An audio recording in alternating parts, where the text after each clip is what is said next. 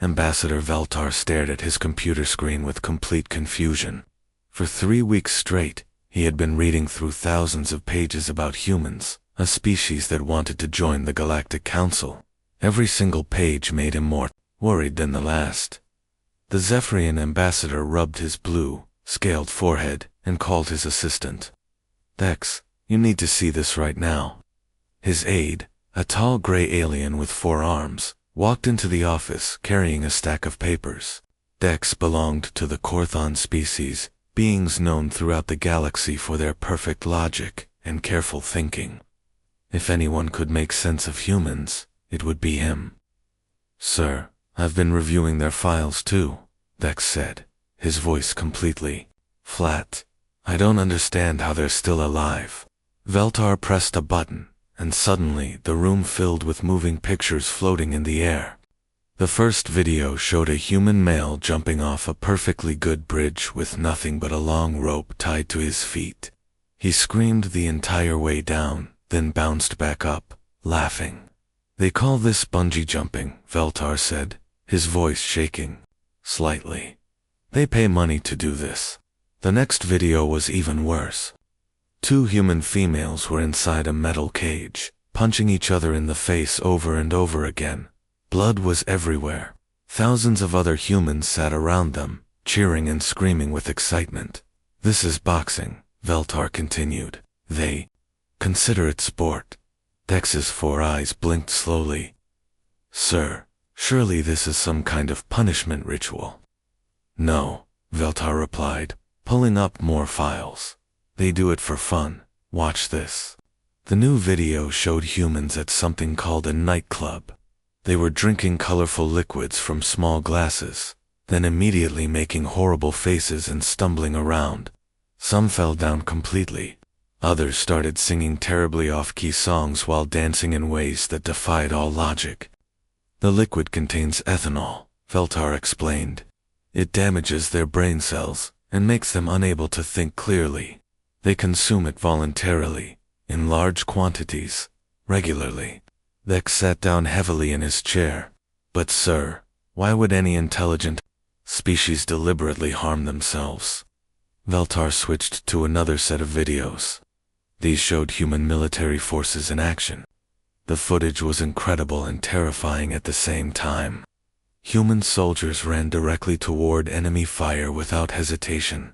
They threw themselves on explosive devices to save their friends.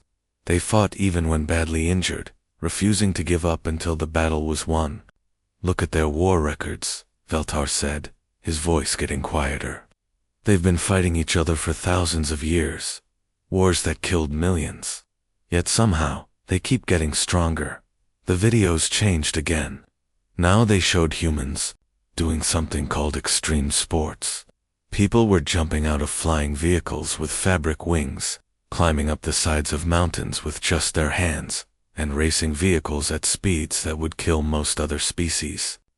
"They seek out danger," Vex observed, taking notes on his tablet. "It's like they're addicted to the possibility of death." "Exactly," Veltar agreed. "Their psychological profiles are completely inconsistent. They show incredible intelligence. They built space travel, created amazing art, solved complex mathematical problems. But then they turn around and do things that are completely insane." He pulled up files showing human families. Parents would let their small children climb tall structures called jungle gyms. They encouraged their young to play rough games, where injury was common. Even worse, they taught their children to question authority and think for themselves. Their parenting methods would be considered child abuse on most civilized worlds, Vex noted. "And yet," Veltar said slowly, "their survival rate is remarkable. Despite all this self-destructive behavior, humans have conquered their entire planet. They've eliminated most diseases. They've even started expanding into space." The 2 aliens sat in silence for several minutes, trying to process everything they had seen. Finally, Vex spoke up. "Double quotes, sir. What do we tell the council?" Veltar thought for a long moment. Every instinct told him that humans were dangerous lunatics who shouldn't be allowed anywhere near civilized space. but the evidence was undeniable. Somehow, their crazy behavior actually worked. We tell them the truth, he decided. Humans appear to be mentally unstable. Their decision-making process is based on emotion rather than logic. They actively seek out dangerous situations and seem to enjoy conflict.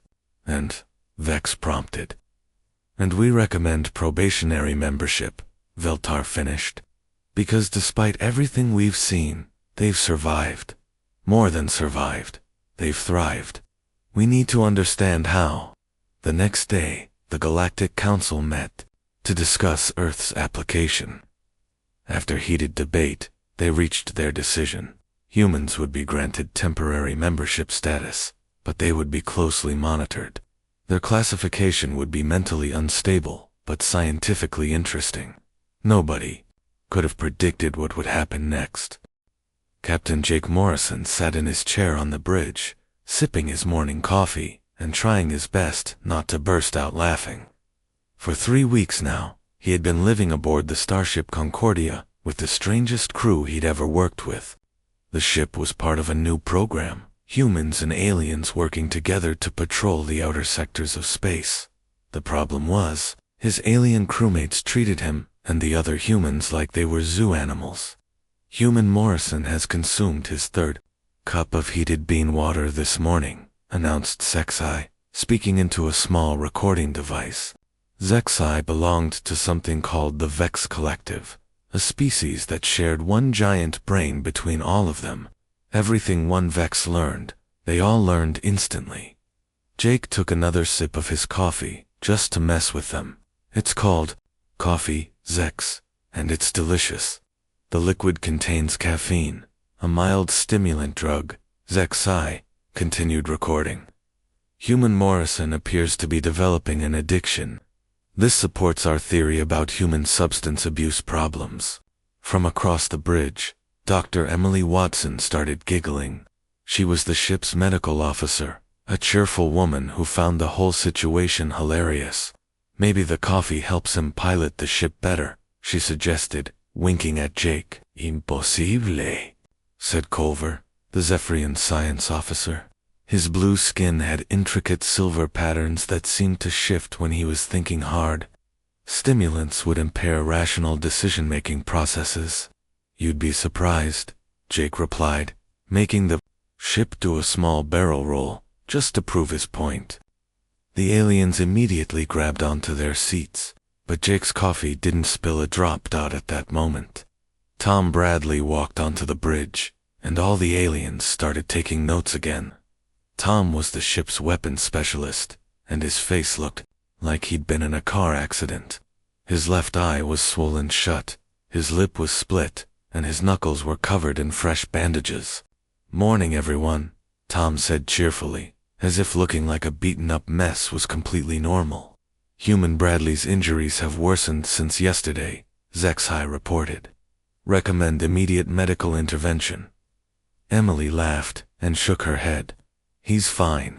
Just had another sparring session with Mike last night." The aliens looked confused. Chief Engineer Mike Sullivan chose that exact moment to walk in, looking just as beat up as Tom. His nose was clearly broken, and he was moving like his ribs hurt. "Great fight last night, Tom," Mike said, grinning despite his swollen jaw. "You're getting better with those left hooks." Tom beamed with pride. "Thanks. Your uppercut nearly knocked me out cold."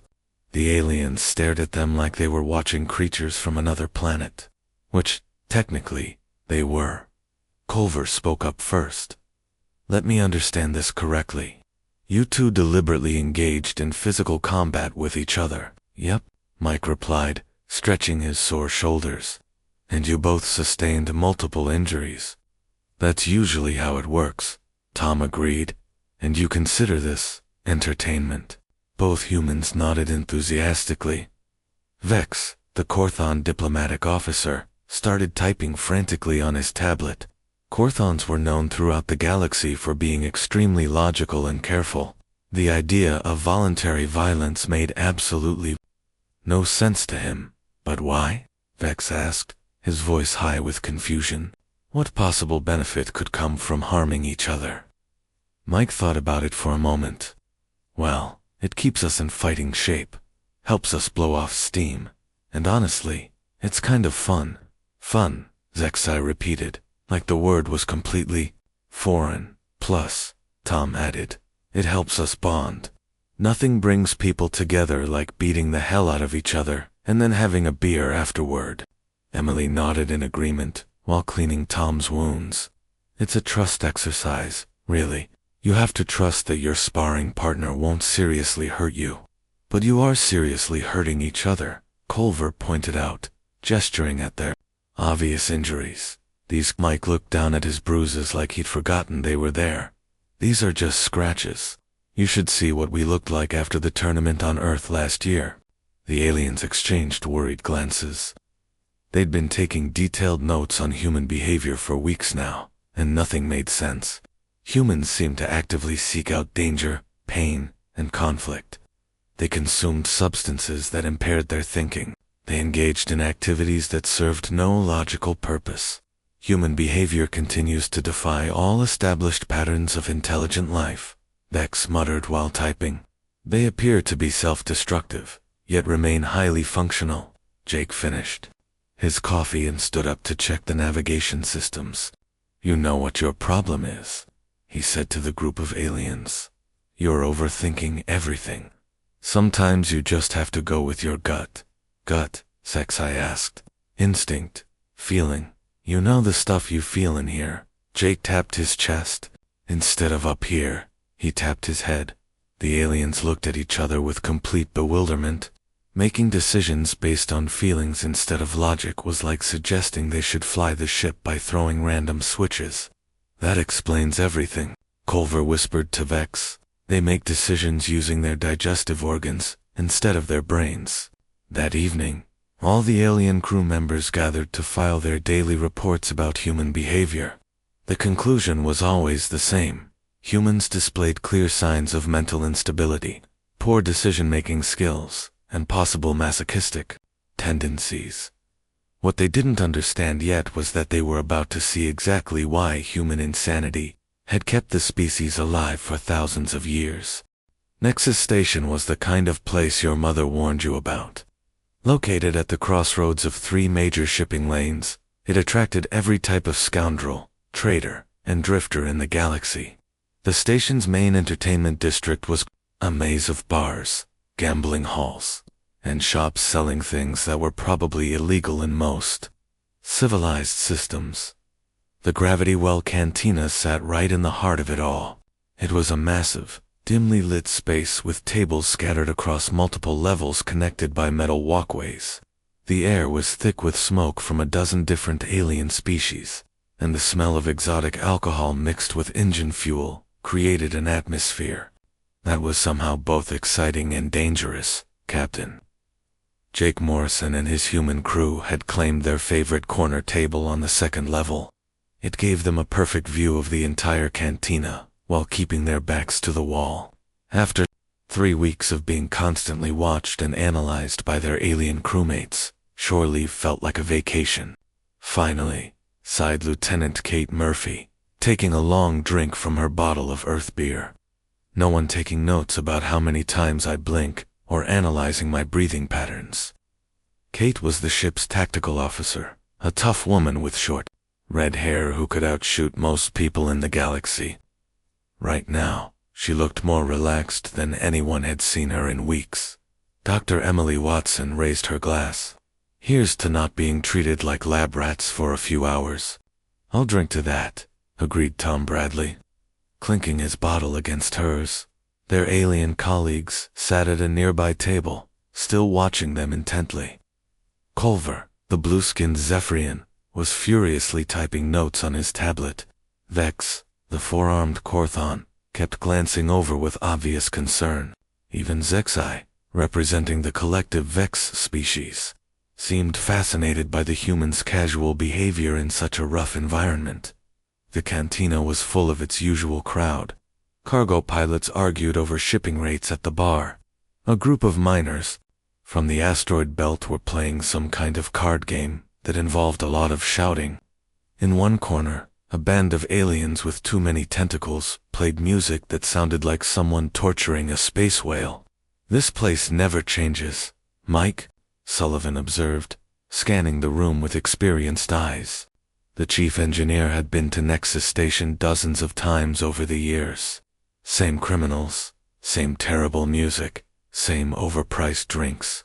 "That's why we love it," Jake replied, completely at ease, despite being surrounded by some of the galaxy's most dangerous individuals. Their peace was interrupted by the arrival of three massive figures.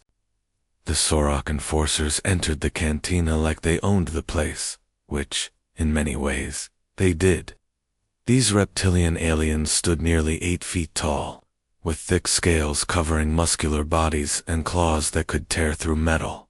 They worked for the local crime syndicate, collecting protection fees from anyone who wanted to do business on the station.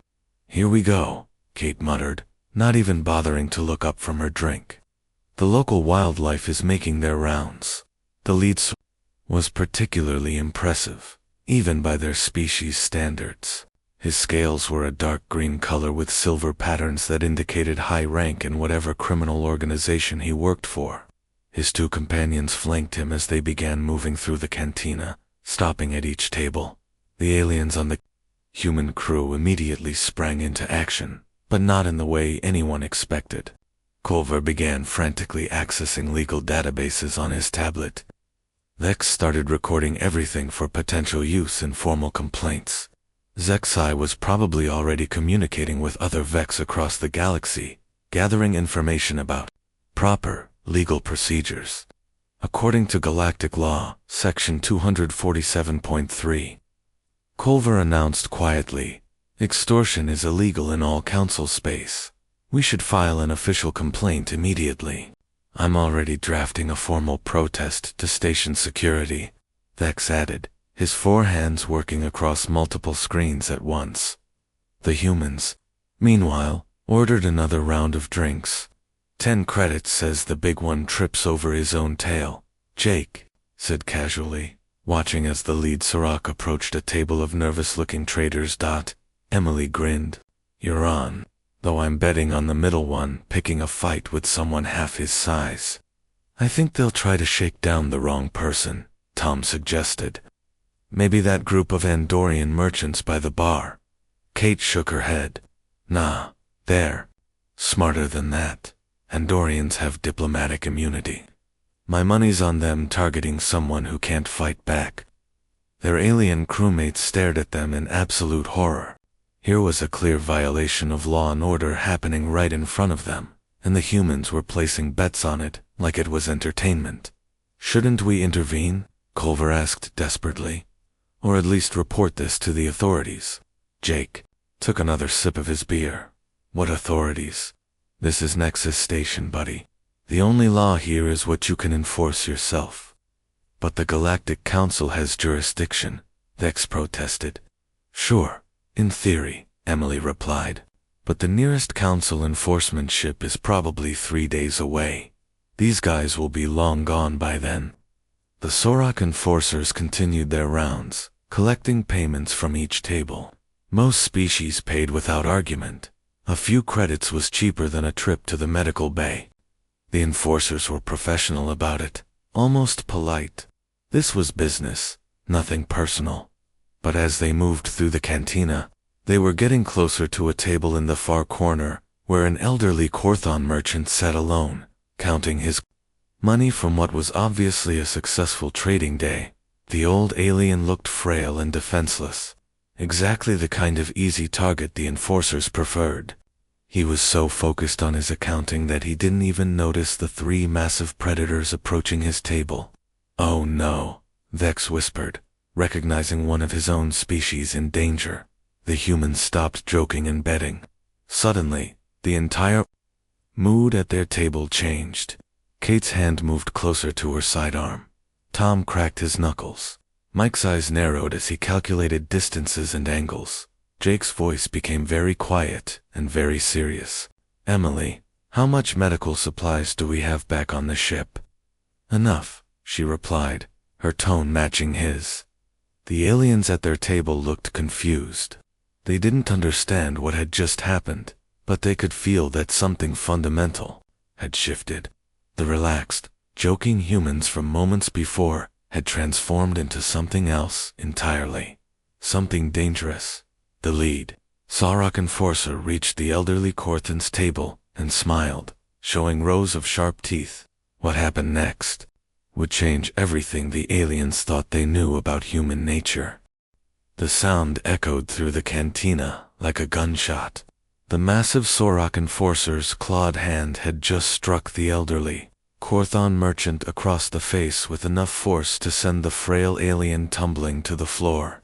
His accounting tablet scattered across the metal deck, credits spilling everywhere.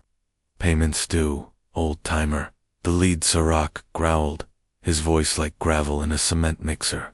Protection don't come free on this station. The elderly Corthan tried to get back to his feet, blue blood trickling from a cut on his cheek. His forearms shook as he attempted to gather his scattered money. Please, I already paid last month. I don't have any more. That was last month's protection. The second Sorok laughed, a harsh sound that made several nearby aliens flinch. This month's rates went up. At the human table, something had changed. The relaxed atmosphere vanished in an instant, replaced by something cold and deadly. It was like watching a switch flip in 4 people simultaneously. Jake Morrison set down his beer very carefully, never taking his eyes off the scene below. His casual slouch disappeared, replaced by the posture of a man who had spent years in combat zones. Emily Watson's hand moved to her medical bag, but not for bandages. She was reaching for the emergency stimulants that could keep someone conscious through serious pain. Tom Bradley cracked his neck once, a sound that somehow seemed ominous in the sudden quiet. Mike Sullivan didn't move from his chair, but his hand found the heavy wrench he always carried. A tool that could fix engines or break bones with equal efficiency. The alien crewmates watched in confusion as their human colleagues transformed before their eyes. These were the same people who had been joking and betting just moments before, but now they looked like completely different beings. Fascinating, Culver whispered, still taking notes, even as tension filled the air. Observe the physiological changes: increased muscle tension, dilated pupils, altered breathing patterns. This appears to be some kind of stress response, Bex added, his 4 hands nervously adjusting his recording equipment. But why are they reacting to a situation that doesn't directly involve them? Down at the Corthan's table, the situation was getting worse. The third Sorok had grabbed the old merchant by his thin neck and lifted him off the ground. Maybe we need to teach you about respect, the enforcer snarled, his claws digging into the alien's throat. That's when Jake Morrison stood up. The movement was slow and deliberate, like a predator rising from tall grass. Every conversation in the cantina stopped. Even the terrible music seemed to quiet down. Jake's voice, when he spoke, carried across the entire room with perfect clarity. Gentlemen, he said, his tone polite, but carrying an undertone that made smart people want to run. I believe you owe my friend an apology. The lead Sorok looked up at the human with obvious amusement. These mammals were tiny compared to his 8-foot frame. What could they possibly do? This ain't your business, human, the enforcer replied, not even bothering to let go of the Corthan. Walk away while you still can. Jake smiled, and somehow that expression was more frightening than any threat. See? That's where you're wrong. You just made it my business. What happened next would be talked about in cantinas across the galaxy for years to come. Emily Watson moved first, sliding left along the upper walkway with the fluid grace of someone trained in zero-gravity combat. Tom Bradley went right, his movements so smooth he seemed to flow like water. Mike Sullivan finally stood up, wrench in hand, blocking the main exit. The Sorok enforcers found themselves surrounded before they even realized the humans had moved. But they weren't worried. 3 against 4, and they had size, strength, and natural weapons on their side. How dangerous could these small mammals really be? They were about to find out. Jake didn't charge down the stairs like the aliens expected. Instead, he grabbed his beer bottle and smashed it against the table, creating a jagged weapon. Then, he vaulted over the railing, dropping 15 feet to the main floor and landing in a perfect combat roll. The lead Sorok dropped the Korthon merchant and spun to face this new threat, claws extended. He was fast for something his size, but Jake was faster. The human ducked under the alien's swing and drove the broken bottle into the enforcer's thigh, right where he knew the major artery would be. Emily arrived a split second later, having somehow acquired a chair leg that she wielded like a club. She brought it down on the second Sorok's head with surgical precision, hitting exactly the right spot to cause maximum disorientation without permanent damage. Tom Bradley engaged the third enforcer barehanded, which should have been suicide. Sorok had claws that could slice through steel and scales that could stop most projectiles. But Tom didn't fight like he was trying to overpower his opponent. Instead, he fought like water finding cracks in stone. Every time the Sorok swung, Tom was somewhere else. Every time the alien tried to grab him, the human slipped away like smoke. And gradually, Tom began landing hits of his own precise strikes to nerve clusters and pressure points that left the massive alien increasingly confused and unsteady. Mike Sullivan didn't even have to fight.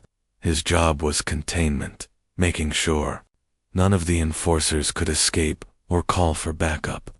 The wrench in his hand wasn't just a tool, it was a statement, a promise of what would happen to anyone who tried to run. The entire fight lasted less than 3 minutes. When it was over, all 3 Sorok enforcers were unconscious on the cantina floor. The humans hadn't even broken a sweat. Jake helped the elderly Korthon to his feet, while Emily checked the alien's injuries. Tom was already collecting the scattered credits and returning them to their owner. Mike stood guard, making sure no other troublemakers got any bright ideas. "You okay, grandfather?" Jake asked gently, using the respectful term for elderly Korthons. The old merchant nodded gratefully. "Thank you, young ones. You didn't have to help me." "Sure we did," Emily replied, cleaning the cut on his cheek. "That's what people do for each other." As if nothing had happened, the 4 humans returned to their table and calmly picked up their drinks. Conversations gradually resumed throughout the cantina. The band started playing again. Within minutes, it was like the fight had never occurred. But up at the alien table, 4 sets of eyes stared at their human crewmates with completely new understanding. They had just witnessed something that would change their entire perspective on humanity forever. The humans weren't insane. They were something far more dangerous. They were pack hunters who had learned to live in civilized society. The cantina had returned to normal, but nothing would ever be the same for the alien crew members who had just witnessed something that completely shattered their understanding of human nature. Ambassador Veltar sat at the table in stunned silence, watching Dr. Emily Watson carefully clean a small cut on Tom Bradley's lip. The human weapons specialist was making jokes about how the Sorok's claws weren't as sharp as they looked, while Emily laughed and told him to hold still. But Veltar noticed something the humans probably didn't even realize they were doing. While Emily worked and Tom joked, both of their eyes kept moving around the room. They were still scanning for threats, still ready to fight, even while appearing completely relaxed. It was like watching predators disguised as prey. "Incredible," Veltar whispered to his aide Dex, who was still frantically taking notes on his tablet. "Look at them. Really look." Dex followed his ambassador's gaze to where Captain Jake Morrison was helping the elderly Korthon merchant to a nearby chair. Jake's voice was gentle and reassuring as he made sure the old alien was comfortable. But his body positioning kept him between the merchant and the rest of the cantina. Without even thinking about it, the human captain had placed himself as a shield. Meanwhile, Chief Engineer Mike Sullivan stood near their table, casually sipping his beer and making light conversation about his slightly crooked nose. To most observers, He looked like a man enjoying his drink after a minor scuffle, but Veltar could see how Mike's position gave him perfect sightlines to every entrance and exit. The human was still on guard, still protecting his pack. "They're not insane," Veltar said quietly, his voice filled with wonder and a little bit of fear. "They're adaptive." Everything suddenly made sense. All those reports about human behavior that had seemed so random and self-destructive, they weren't random at all. They were survival strategies that had been refined over millions of years of evolution. The bungee jumping and extreme sports weren't stupid stunts. They were training exercises. Humans were constantly testing their limits, pushing their bodies and minds to handle stress and danger. When real threats appeared, they were already prepared. The boxing and fighting sports weren't senseless violence, they were practice. Humans were teaching each other how to fight, how to take damage, how to keep going when injured. They were creating warriors through play. Even the alcohol consumption made sense now. It wasn't just recreational drug use, it was social bonding that built trust between pack members. Humans who could drink together, could fight together. Their emotional responses, Vex observed, still watching the humans with new eyes. "They're not random either, are they?" "No," Veltar replied. "They're rapid threat assessments. Look how quickly they went from relaxed to combat ready when that merchant was threatened. No discussion, no planning session, no committee meeting. They just ... knew." Culver, the Zephyrian science officer, approached Captain Morrison with a medical scanner to check for injuries. "Captain Morrison," he said, his voice uncertain, "I need to ask you something. Why did you intervene back there?" The logical course of action was to file a complaint through proper channels. Jake looked up from making sure the Korthon merchant was comfortable. He seemed genuinely surprised by the question. "Proper channels," he repeated. "Cole, that old man was being hurt right in front of us. How long do you think proper channels would have taken?" "Standard bureaucratic procedures require a minimum of 72 hours for initial processing," Culver replied automatically. 72 hours, Jake said, shaking his head. "That merchant could have been beaten half to death in 72 minutes. Sometimes proper channels take too long. Sometimes you just have to do what's right." Culver stared at him. "But what if you had been seriously injured? What if you had been killed? Your action put the entire crew at risk." Emily looked up from her medical work. "That's the point, Cole. We're a crew. We protect each other. All of us." She gestured toward the Korthon merchant. "That includes him now. But he's not even part of your social group," Dex protested. "He's a complete stranger." Tom Bradley winced as Emily applied antiseptic to his cut. "So, he needed help. We could help."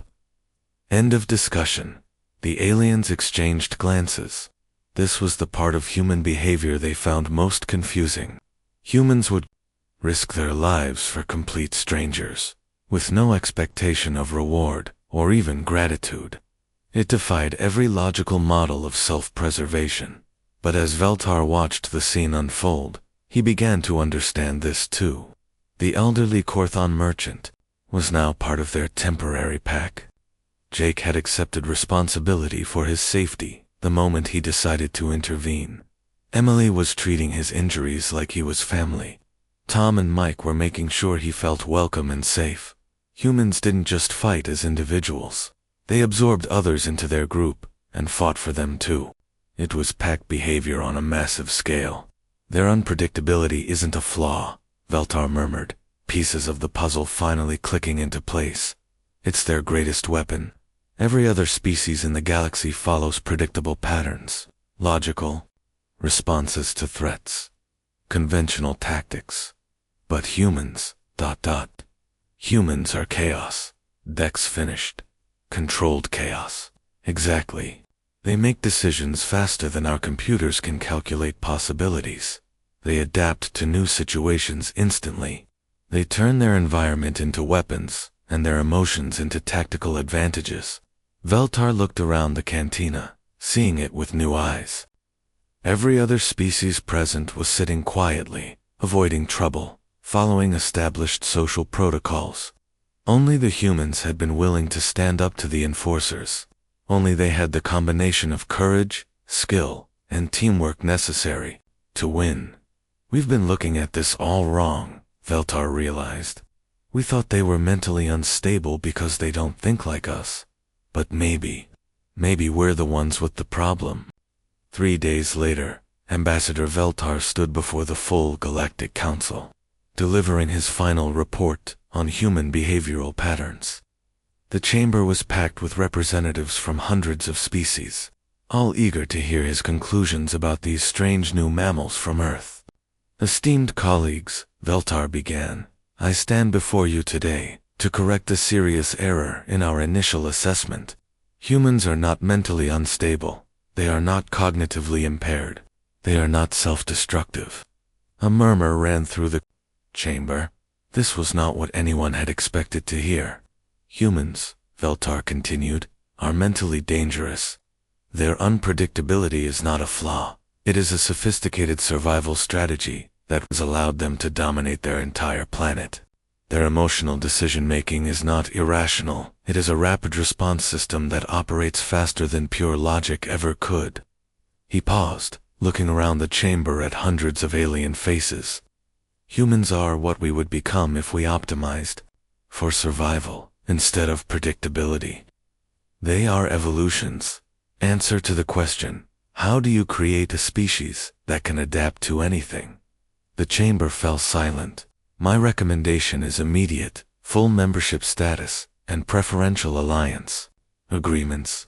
Not because we pity them or want to help them, but because we need them. The galaxy is a dangerous place, and humans are dangerous in exactly the right way. The vote was unanimous. 3 weeks later, humanity officially joined the Galactic Council as a full member, and across the galaxy. Smart beings made a mental note. If you ever find yourself in a bar fight, you want the humans on your side.